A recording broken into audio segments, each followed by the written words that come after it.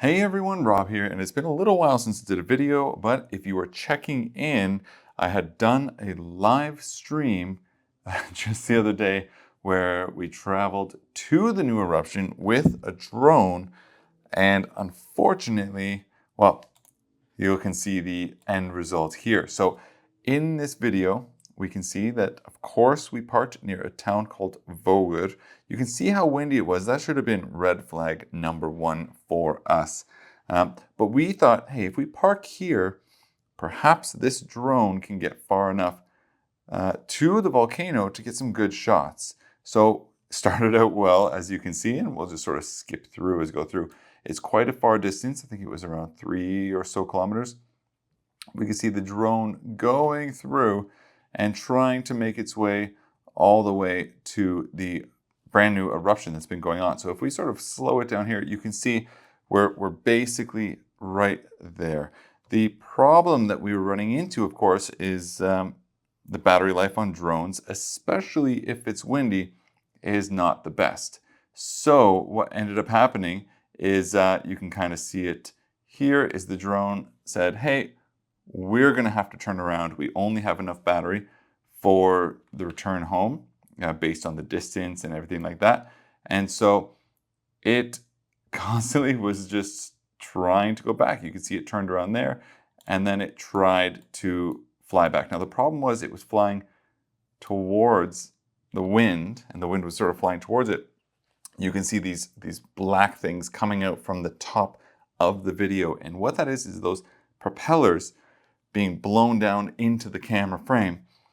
That's because it was so windy. You can see it's trying hard and it's barely moving, which we started to really freak out at this point because the battery's dying quick. The battery's dying quicker because of the wind, and it wasn't making the distance that it needed to. I think it was about 2.8 kilometers away. Not sure what that is in miles. Someone can put it in the chat or in the comments if they want. But you can see it's sort of very, very slowly making its way back. If we fast forward, I realized, okay, it's not going to make it back. We're going to need to turn off the video to try and get it all the way there. Unfortunately, it didn't work. And what happened is the drone just landed, and where it landed, I'll just show you here, map of the Iceland area.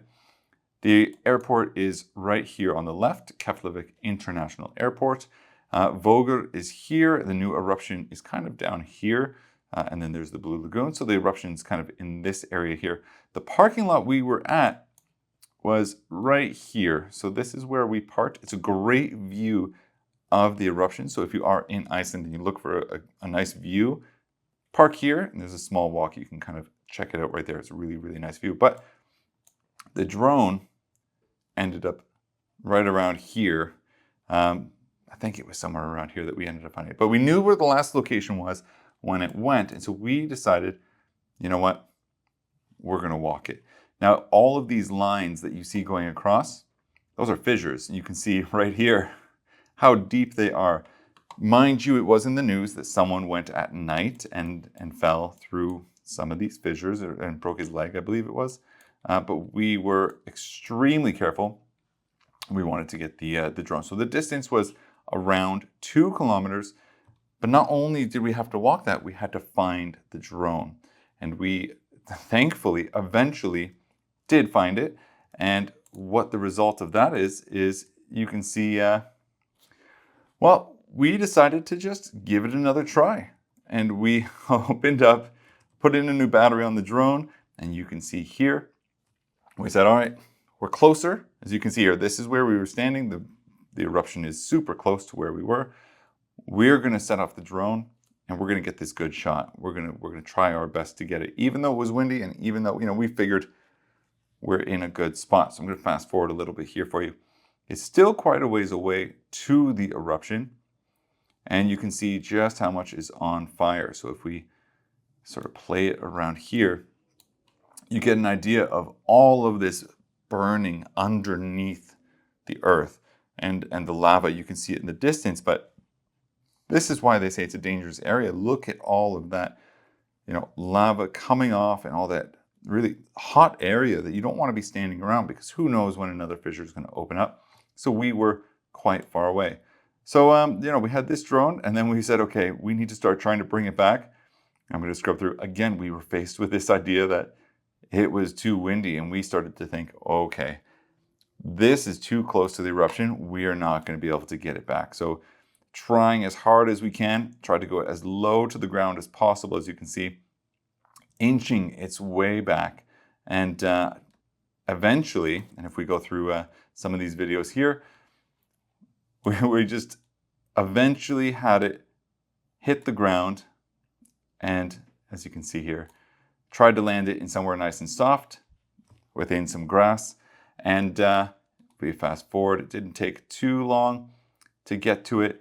I eventually did find the drone and was able to bring it back. And so the distance was maybe another 500 or so meters from the location we were at. Thankfully, as you saw, it was daytime, but we did have to rush to get back before nightfall because we did not want to walk and face these fissures.